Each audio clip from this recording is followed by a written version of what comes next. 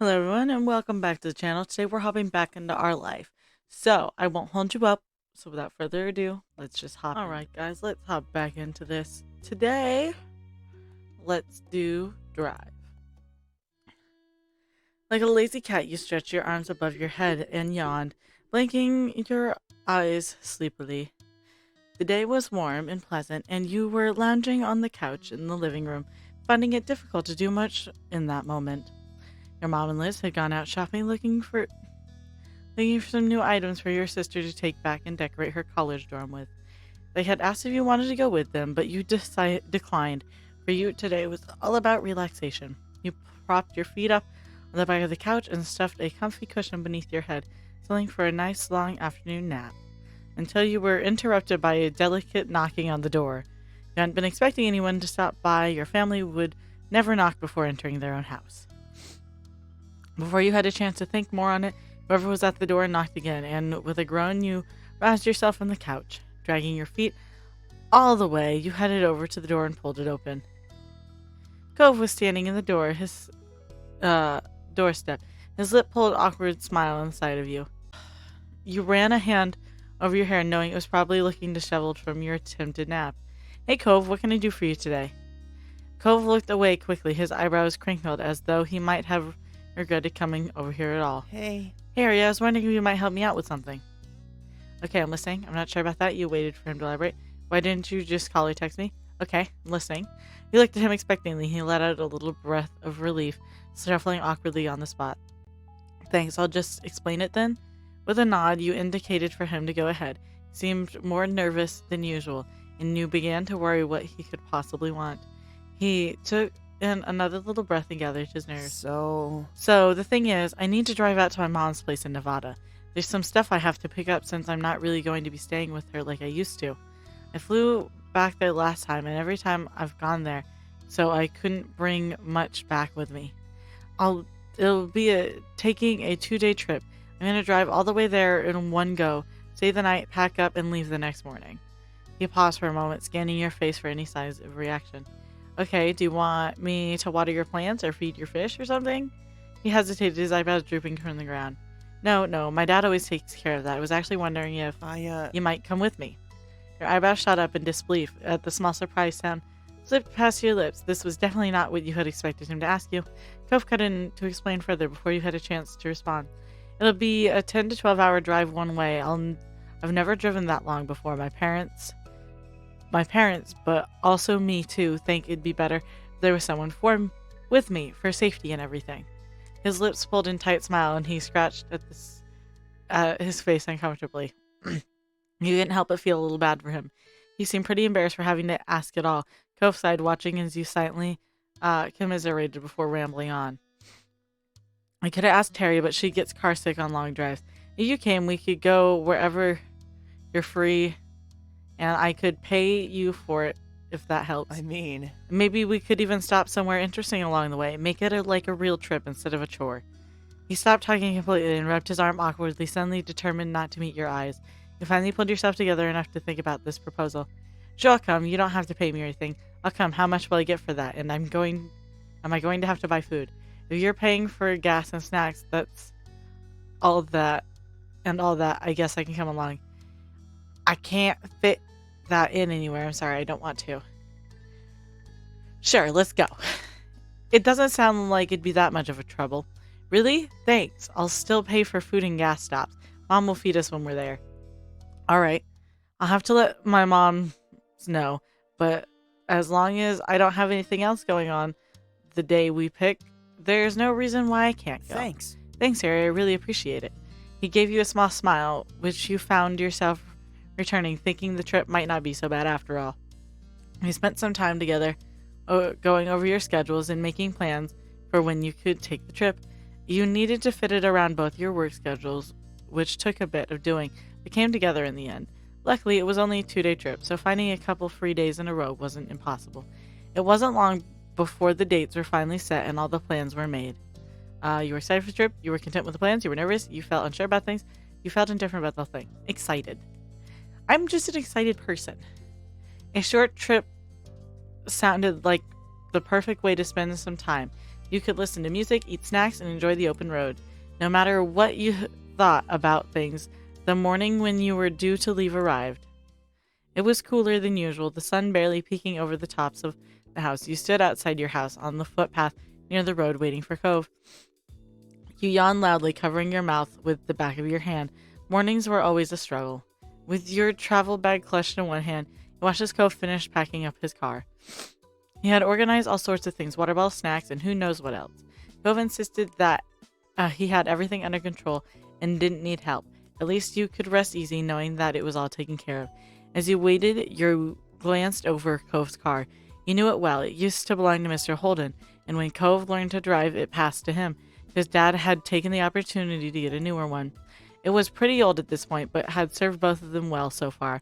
You just hoped it had enough life in it to survive a trip, as long as the one you were about to embark on.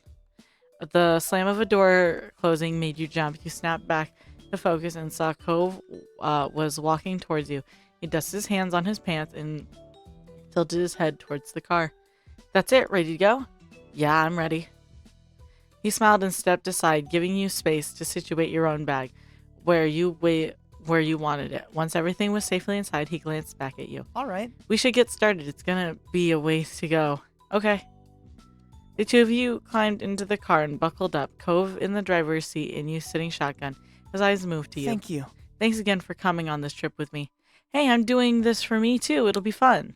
After checking the mirrors and starting the engine, you pulled out of the driveway and the trip began. With a small sigh, you got cozy in your seat and watched the familiar house in your neighborhood pass by. Cove reached over to turn on the radio. A crackle of static mixed with the odd snippets of song filled the car as he flipped through the stations. Mr. Holden's car was in good condition, but it was, well, older. There was no way to plug in a phone, play music, so the radio had to do. Eventually, you settled on the top 40 station before sitting back, resting both hands on the wheel. Is this okay? Yes, you know what I like. Yes, it works. You nodded. Can I change it? I'd rather have it off. Yes, you know what I like. How could I forget? He smiled happily with the answer. Time flew by, and with it scenery outside your window becoming more and more unfamiliar. It was a little uncomfortable being alone in the car with Cove for so long. The two of you were always pretty distant. Eventually, Cove broke the silence, clearing his throat softly before he spoke. It's been too long since you and I have spent time with my mom. I know she still comes to the neighborhood sometimes, but it's not even once a year. I'm always going to hers. I'm looking forward to getting there. But speaking of your mom and trips, remember that time she took us on that crazy drive all across town? He shook his head at the memory, and his laughter clear and bright. Oh, remember I kept worrying about papers and shoes while you were having a blast? It was an amazing night. I wonder what I was thinking. Sheesh, I was dumb. It was an amazing night. He smiled quietly to himself, clutching the wheel a little bit more confidently. With the crinkling of his eyebrows, a look of nostalgia crossed over Cove's features. Mom always knew how to make things memorable. Can't deny that. Silence slowly crept back into the space, both of you thinking back on that night as all the memories you had of it. Your elbows resting on the windowsill, you gazed out at the world that was slowly coming to life as the morning rolled by. The sun climbed higher into the sky. Luckily, sunbeams weren't going right into your eyes. Hey, do you mind reaching back for me? Cove gave you a sidelong glance as he drove, indicating with a nod his head and tiny smile. I want some chips, the salt and vinegar ones. That's a great flavor. I don't know how you can eat that. You didn't have a salt and vinegar is great. Right? Right. Eat whatever you want to. I brought a bunch of everything. Stretching out of the seatbelt to give yourself space, you twisted in your spot and reached into the bag holding the snacks. It took a bit of effort to sort through the collection of goodies stuffed inside, but eventually the bag of chips crinkled beneath your fingers as you pulled them out and sat in your seat. Here. Thanks. Do you mind opening it?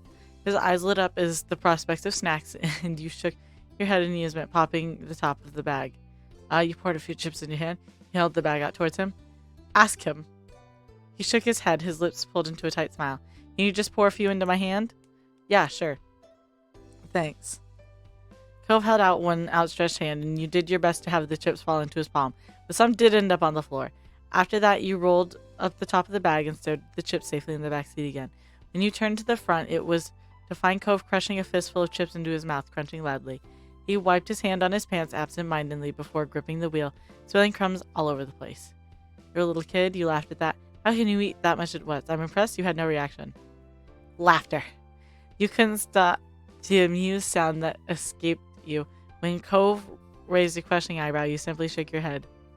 The hours drifted by much the same way as that, with the two of you snacking and chatting as the day stretched on. It was fairly calm and quiet traveling along the open road. You found little in the way of interruptions. At one point, you passed a Welcome to Nevada sign, and Cove gave a tiny cheer and was in disbelief that the two of you were seriously all the way in another state like this. Eventually, you had to stop for gas and made a detour at a small diner to grab a proper meal that didn't consist of chips and candy. After refueling both the car and your stomachs, the drive was back on just as the sun began dipping beneath the horizon and bathing the sky in a wash of orange light. Cove informed you that there wasn't too much longer left to go. You were almost there. You took shifts driving through the trip to help Cove save alert. We take trips. The route was fairly straightforward, and you had enough practice with driving to feel comfortable doing so. When night eventually fell in the blanket of darkness, the drive finally came to an end. Cove pulled into the parking lot of Kira's apartment building, and the glow of the car's light disappeared as he turned off the engine and let out a heavy sigh. We made it. We're here. The two of you exchanged tired smiles, having successfully and safely completed one half of the trip. You were relieved to have actually arrived and eager to get out of the car and stretch your legs. You took the stairs up to the building together. After a knock, you were abruptly met by a flash of green, and Kira opened the door and immediately took her son in her arms. Cove. There he is, my gigantic baby boy. She squeezed him for a moment before she could let go. Cove embraced her tightly back. It was a hold that reaffirmed all the love he had for her as his mom. She stroked the top of his head in response. When his grip finally loosened, she pulled back so she could examine his face. Are you even taller than the last time I saw you? Cove gave her a fond look as she patted the top of his shoulders badly. You say that every time I'm here. It doesn't even make sense right now. My last visit wasn't that long ago. Kira simply laughed before letting him go fully and ushering the two of you into her apartment. Then she turned to you, wide grin pulling on her lips. Ari, it's so nice you came along with. And as a bonus, you both arrived in one piece. It's good to see you, Kira. It's been too long. Kira beamed at you both, and while you would have loved nothing more than to settle down and rest after the drive, you could see she wasn't going to let you go that easy. So how was the trip? I admit I was a pinch worried. We barely made it. I appreciate your concern, but it was all right. You felt fussy. Fussing was unnecessary. You let Cove answer that. Appreciate the concern, but it was all right. We made it without a scratch. Kira clapped her hands over the bracelet around her wrist, jingling. I'm so proud. I can hardly believe how mature you both are. Where did all those smarts come from? Cove ran a hand through his hair, an awkward chuckle. I don't know. Maybe I got some from my parents. His mom looked up at him deeply. Her eyes glistened as she looked sentiment off with a wave of her hand. You have to be half asleep already, huh? I don't want to keep you up much longer. Early morning and anywho's. How do you want to deal with the sleeping arrangements? I've only got my room and Cove's. The living room couch isn't bad. You keep your bed, Mom. Ari can use mine, and I'll sleep on the couch or the floor, whatever is easiest. It doesn't matter for one night. Thank you for letting me have the bed. Cove offered a small smile. Don't worry about it. No problem. So would you be okay with me sleeping on the floor in the room? I'd rather be there than out in the open in the living room, even if there is the couch. You can sleep. You can have the floor. Kira laughed out loud, startling you both. You raised an eyebrow at her outburst, giving a quizzical look. I hope you survived the night. What's that supposed to mean? Oh, nothing. Cove smiled slightly and shook his head at her in amusement. Kira clasped her hands together. Her bracelets softly trinked against each other. It's only getting later, so I'd better let you prepare for bed. She nodded towards the hallway and gave you a small smile. I'll play hostess for a sec and show you where the bathroom is first, Ari, and where you'll be staying the night. Thank you. You hoisted your travel bag back over your shoulder and followed behind Kira and down the hallway. Cove shuffled along behind you, disappearing into the bedroom, while his mom had you go to the restroom. The apartment was small, but nicely decorated in soft, cool colors, with plenty of artwork hanging on the walls and gave it character. It was stylish and exactly what you would have expected from someone like Kira. After being shown the bathroom and wishing Kira a good night, you headed into the room and found Cove already there. He had changed into a sleepwear for the night as well as set aside his glasses already. Looking around, you found the bedroom to look much the same as the rest of the apartment, but with small ocean elements you were sure Cove must have enjoyed when staying there. All in all, the room was pretty and clean, though it almost looked more like a hotel guest room than a bedroom. Cove only spent a few weeks out of the year here, so it made sense that it wasn't especially lived in. So? What do you think? It's pretty nice, huh? My mom always keeps it clean and everything, even when I'm not here. It's a great room. Seriously, it looks like a hotel room. That's sweet of her. You nodded. It's a great room. Cool. I'm glad you like it. He seemed pleased enough with the response and gave you a small smile before opening the zip on his bag. When you went back to the room, you jumped in bed and under the covers just as Cove was shuffling into his sleeping bag on the floor. You waited until he was settled in before you flipped off the lights, and a soft glow from the outside peeked through the blinds, casting shadows over the floor. You closed your eyes, blocking everything out. Night. Night, Airy. Good night. Sleep tight. Don't let the bedbugs bite.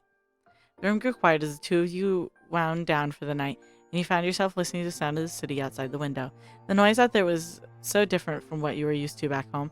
Cars zooming past, people out having fun instead of crashing waves, the ocean wind cocooning your house in its embrace. This feels familiar, don't you think? We've been having sleepovers for years. Cove mumbled quietly and rustled in his bedding, turning to face towards your location. Right? It feels like I've had this view so many times, looking up over at you tucked into bed. He trailed off a little, and as you assumed, he was drifting off to sleep, too tired to continue the conversation. But then, as if a switch had been hit, he sprang up and started at you. He shot up right in his sleeping bag. Wait a minute. Why am I always on the floor? What? You raised your eyebrows and through the dark. The times I slept at your house, you got to stay in your bed. It was your bed after all. But when it is my family hosting things, Dad always made sure you got the bed there. The words spilled out of him faster and faster, the pitch of his voice rising as the revelation spiraled. He'd say that you were the guest, so it was only right no matter what. I've always been the one who takes the floor every time. This is a racket. You burst out laughing. I'm sorry, I didn't want it to be that way. Them's the breaks, only just realizing he was right. Shh, don't be so loud. You didn't know how to react. Wow, yeah, I've never noticed either. I can't believe it. This has been going on for 10 years. He stopped suddenly, and you could see through the limited light that his eyebrows were angled in disbelief, his frown wobbly in shock. That's how it is in my family. My moms have always thought that it was more fun and comfortable for the guests to use their own sleeping things rather than a stranger's bed.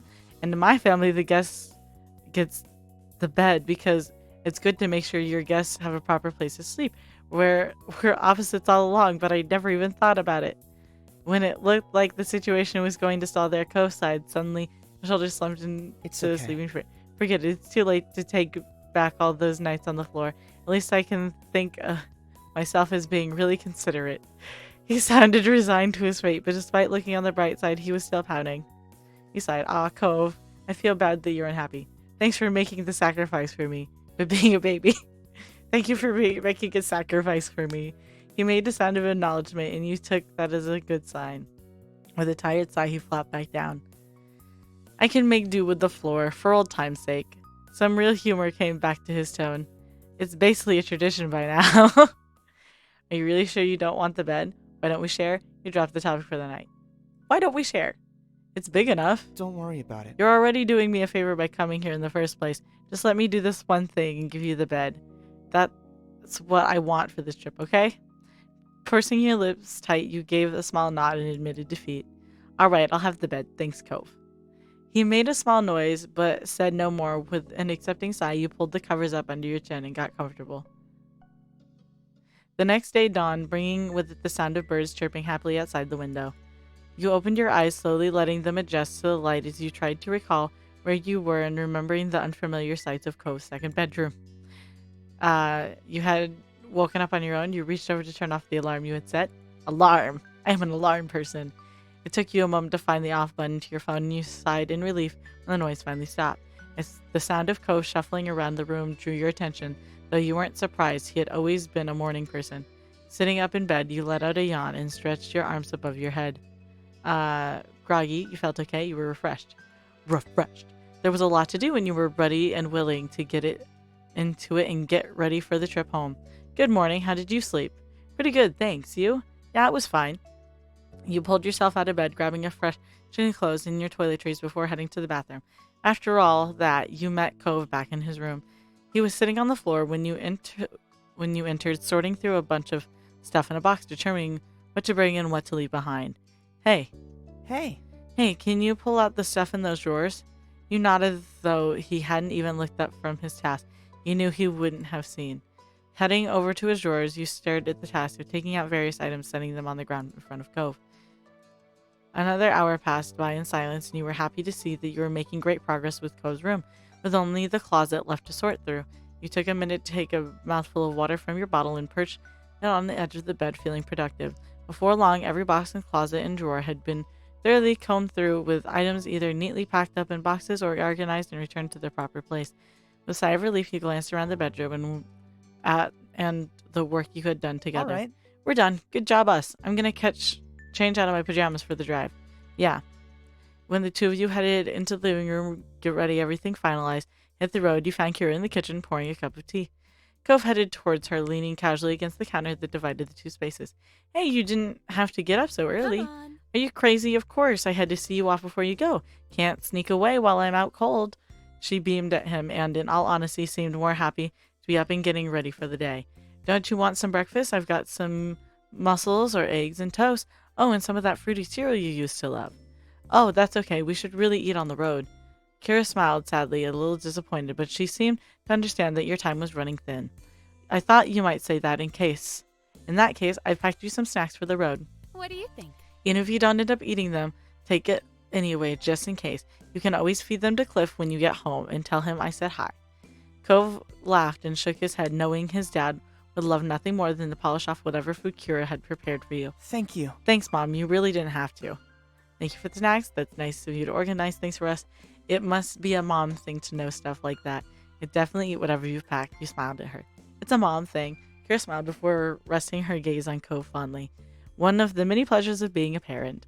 She returned your smile with one of her own before putting her cup of tea aside. Well, I'll help you get the car packed. Sure. Sure, thanks.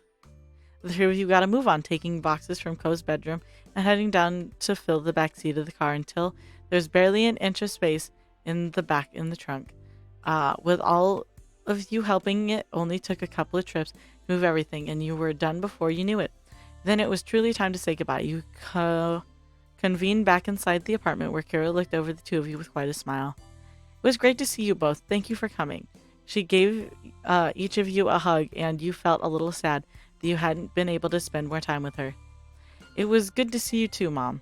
Cove embraced her in return, the two of them holding onto each other for a few seconds longer. I'll miss you, but I'll visit again soon. Of course. You better. Hey, we should make plans for you to visit us too. I'll let you know when it's settled. I'd love that. Kira bundled all of the stuff she prepared into a bag and handed them over to you. You took a peek at what she had packed. There's fruits, nuts, seed, hard-boiled eggs, and some veggie sticks. Cool. Oh, good to see we've got some fresh food options now. The snacks I brought weren't. Kira shook her head at him and let out a soft laugh, as though she wouldn't have expected anything else. I seriously hope you're feeding yourself better than that at home. Yeah, of course, just not on trips. I can live with that then. She looked over at him fondly, her eyes at last focusing on his face and filling with emotion. I'm going to miss you, baby. Me too. Me too. Goodbye. Thank you for letting us come. We'll all be together again before you know it. You didn't say anything. We'll all be together. I hope so. Kira put her arm around you both, pulling you in tighter to her sides before one final squeeze. Bye. Have a safe trip. We will. With that last guy, you exited the apartment, though Cove hesitated for a moment in the door with his expression distant. You weren't sure what he was doing, though you tentatively took a step towards him. Everything okay? Your voice seemed to bring him back to earth, and he shook his head to clear his thoughts, his green hair swaying from side to side. Yeah, let's go. With that, the two of you headed back down to the car, ready to make the long trip home. Soon enough, you were on the wide open road with a car full of Cove's things in only one destination, Sunset Bird, California. The drive went as smooth as could be expected, with the morning slowly creeping into midday as the miles flew by. After a while, you switched places with Cove and took over driving for a couple of hours. The day flew by in a whirl of open road and sunshine. Before you knew it, it was early afternoon. At that point, you already crossed the state line. Cove announced that he planned a little stop on the way home. He was quite pleased with himself as you arrived at the precipice, the Redwood National Park. Shaded beneath a canopy, enormous redwood trees, you drove along. When Cove parked the car, you pushed the door to get out, and your first thing you did was look up. Enormous redwood trees surrounded you on all sides, their massive trunks shooting straight up into the canopy foliage overhead. There were too many of them to count, stretching on as far as you could see. Squinting again, the sunlight was peeking through the leaves and dancing on the path around you. It's great, right? He smiled at you from over the roof of the car before glancing around the place fondly. Remember the trip our families took here with that one summer? It was cool going on a journey and seeing the forest in person, even if we didn't stay very long. And I guess we can stay for even less this time, but oh well. It just seemed like a good time to stop by. Who knows when we'll get another chance. His voice got a little softer at the end. It seemed to be bittersweet for him, being in a place that was he was so fond of, but not having the time to appreciate it fully. You were pleased to have stopped there. You felt pretty good about being there. You didn't mind either way. You would have preferred not to stop at all. Pleased. It was a beautiful place to stretch your legs and take in some fresh air. Thank you for bringing me here. It's better than taking a break at a gas station. I put up with you for the trees. I'll put up with this place for you. He said nothing about it. Thank you for bringing me here. Ko smiled, shoving his hand in his pocket, zipping his head. No problem. The two of you walked around a while, completely dwarfed in the sheer scale of the redwoods. Kind of put your view of yourself and everything in a strange perspective. You took a lung full of clean forest air, listening to the sound of bird songs and the cool breeze rustling through the underbrush, taking advantage of the space to move around freely. However, you felt about being there. It was a totally different scene than sitting in that old car for hours and hours. Being here again, you couldn't help but reminisce on what else had happened during that trip you had taken here all that time ago. There were a lot of things that had reminded you of it recently. You looked over at Cove, who seemed to be lost in the peace of the place, and you wondered if it crossed his mind. Smiling at the sight, you thought back on what had been highlight that long-gone vacation. Elizabeth teased us mercilessly on that trip, remember? Families were so close. Remember that bird stole your dad's lunch? Our families were so close, back then and still now. We've done so many things together. Cove chuckled and shook his head, just as you were thinking back on how your families had started to come together. Yep, we're just one big happy neighborhood, huh? You continued chatting about the trip a little while longer, about the things you had seen and done and even eaten. A lot of those memories Cove had of the trip were similar to your own, but you were also surprised to hear a few things from his point of view. So much had happened that there was no shortage of things to talk about. The place certainly had its nostalgic quality about it. Your spirits were light as you ambled past information boards and picnic areas, but before long you decided it was time to bring this short stop to an end and head back to the car, get on the road again. Cove sighed when you finally reached the vehicle, jangling the keys in his hand before unlocking the doors. Well, I wish we didn't have to go, but we're going to be responsible and not stay longer than we should. How grown up of you. He smiled slightly at what the two of you jumped into the car, buckled in, and put it in drive. You were getting closer and closer to town as the sun started setting, though you were still far enough away that the radio stations were unfamiliar to you. Cove twisted the dial this way and that before stumbling onto a channel with a song he seemed to like. That was a rare gift from the fates in a sea of static, a strange radio jockey in granting tunes. His face immediately brightened, and the sound of it, he drummed his fingers along the bottom of the steering wheel happily. Sitting back in his seat, he bopped his head and shimmied his shoulders in time to the tune, all while mouthing along to the words. Occasionally, he even lifted one hand from the wheel, gestured with his finger for a specific line. You smiled, you chuckled softly, you shook your head, you sang along. You ignored it. Sing along. Cove raised a pleased eyebrow at your vocalization. Emboldened by you, Cove decided to speak the words rather than lip sync. Your voices mixed together, slowly creeping louder and louder as you belted out the words of the song. Every now and then a word would be snug wrong, and by the end you were both laughing too much to continue. The song ended, and Cove reached over to start cycling through the stations again. Upon finding nothing tolerable, he flipped the dial off in defeat, leaned back in his seat with a sigh. You rested your head on your hand, staring out the window as the sky darkened, watching the landscape slowly melt into more familiar views. The miles went on, and any energy you had earlier was beginning to drain away. You imagined home and your family. You'd be together soon. You know, I've spent all these years living in Sunset Bird, taking a few weeks each summer visiting my mom in that second room.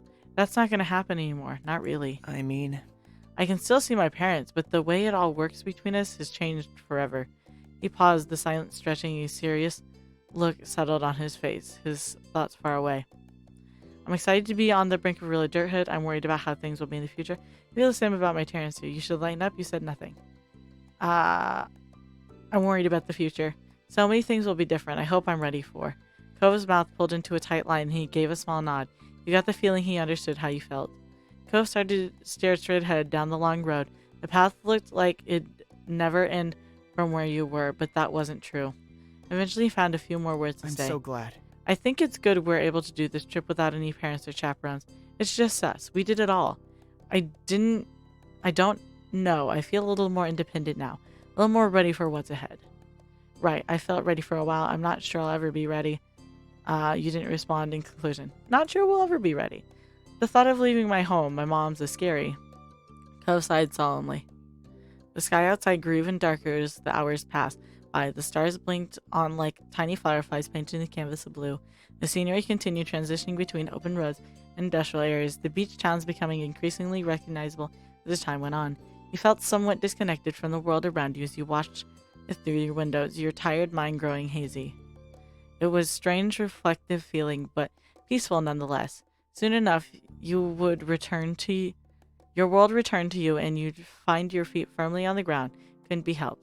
The adventure would end, life could continue, but your memories would linger on. Damn, that was a good one. Hope you enjoyed today's video, and if you did, remember to hit like and subscribe. That way you can come back and get to see the end of this. I only have a few left, so I hope you'll come back to see them. Anyway, hope you have a good day, and I'll see y'all next time. Bye-bye.